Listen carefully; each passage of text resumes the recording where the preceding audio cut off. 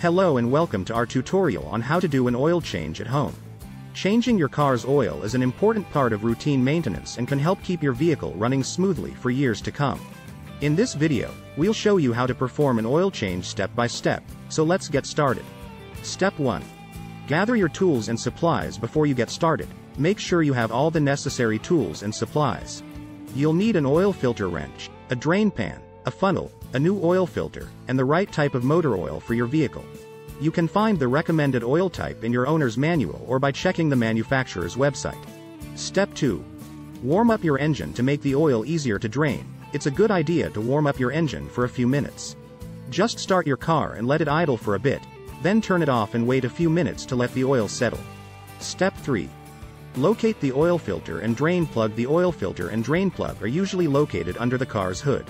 Use your owner's manual or do a quick online search to find the specific location for your vehicle. Once you locate them, use your oil filter wrench to remove the filter and your drain pan to catch the oil. Step 4. Drain the old oil. Next, use your wrench to loosen the drain plug and let the old oil drain into your pan. Make sure to dispose of the old oil properly, as it can be harmful to the environment. You can take it to an auto parts store or recycling center for proper disposal. Step 5. Install the new oil filter. Once the old oil is drained, it's time to install the new oil filter. Apply a small amount of oil to the rubber gasket on the new filter and then hand tighten it in place. Step 6. Add the new oil. Finally, it's time to add the new oil. Use your funnel to pour in the recommended amount of oil, then check the oil level with the dipstick. If it's low, add more until it reaches the recommended level.